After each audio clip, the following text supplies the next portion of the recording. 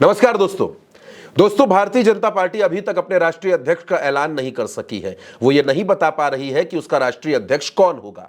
लगातार तारीख पे तारीख दी गई, होली पर, नवरात्रों पर, चुनाव के बाद, कुंभ के बाद खूब तारीखें बताई गई, लेकिन अभी तक बीजेपी अपने अध्यक्ष का नाम नहीं बता पाई।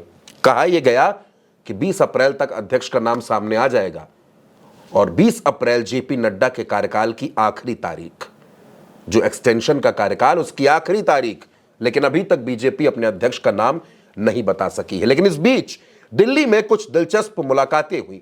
उन मुलाकातों की तस्वीर आपको दिखाता हूं और उसके बाद इस खबर की अंदर की बातें आपको बताएंगे। मुलाकात उत्तर प्रदेश की राज्यपाल आनंदीबेन पटेल ने की प्रधानमंत्री नरेंद्र मोदी से, गृहमंत्री अमित शाह से, और इसके अलावा उन्होंने मुलाकात की मनोज सिन्हा से, एलजी मनोज सिन्हा।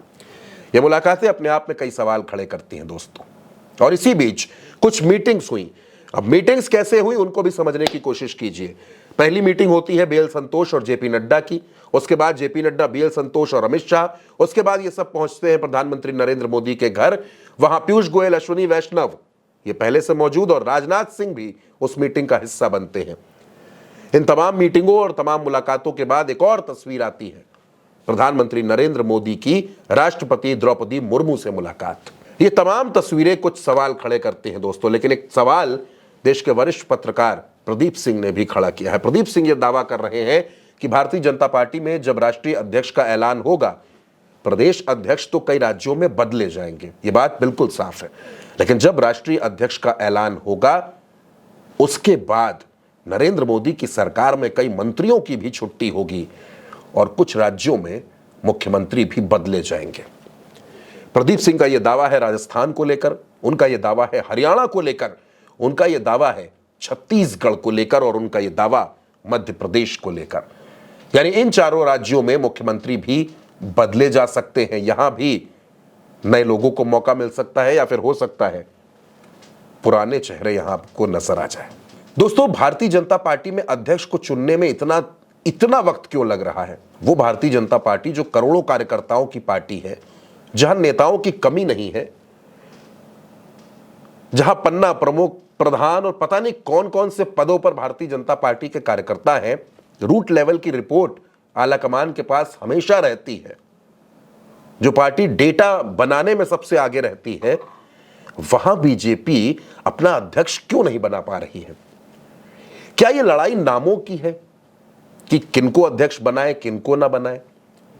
क्या यह लड़ाई जातीय समीकरण की है कि किस जाति का फायदा होगा, किस जाति का नुकसान होगा, कौन नाराज होगा? या फिर यह लड़ाई संघ बनाम भाजपा की है, या फिर यह लड़ाई गुजरात लॉबी बनाम संघ की चल रही है? तमाम नाम आपने सुने, संजय जोशी, वसुंधरा राजे, शिवराज सिंह चौहान, मनोहर लाल खट्टर, भूपेंद्र यादव, और इन नामों के साथ साथ आप ये भी सुनते चले आ रहे थे कि कोई और भी मंत्री बन सकता है, कोई और भी अध्यक्ष बन सकता है, सुनील बंसल, पुरंदेश्वरी, लेकिन अभी तक एक भी नाम साफ नहीं है कि राष्ट्रीय अध्यक्ष कौन बनेगा। अब इंतजार इस बात का है कि राष्ट्रीय अध्यक्ष जो बनेगा उसके बाद संगठन और सरकार में कौन कौन से बदलाव देखने को मिलेंगे, क्या कुछ बदलेगा, किसकी छुट्टी होगी, किसकी एंट्री होगी, किसको जिम्मेदारी मिलेगी, यह सवाल बेहद अहम है। अब वरिष्ठ पत्रकार प्रदीप सिंह का यह दावा है और देश की राजनीति को लगभग 4 दशक से बड़े करीब से उन्होंने देखा है, तो यह सवाल लाजमी है दोस्तों। और अब देखना होगा कि भारतीय जनता पार्टी में जब नए अध्यक्ष का ऐलान होगा तो उसके बाद कौन कौन से राज्यों में मुख्यमंत्री बदले जाते हैं और कौन कौन से मंत्रियों की छुट्टी होती है। फिलहाल उल्टा चश्मा यूसी पर मेरे साथ इस खबर में इतना ही। आप चैनल को सब्सक्राइब कीजिएगा, लाइक कीजिएगा। नमस्कार।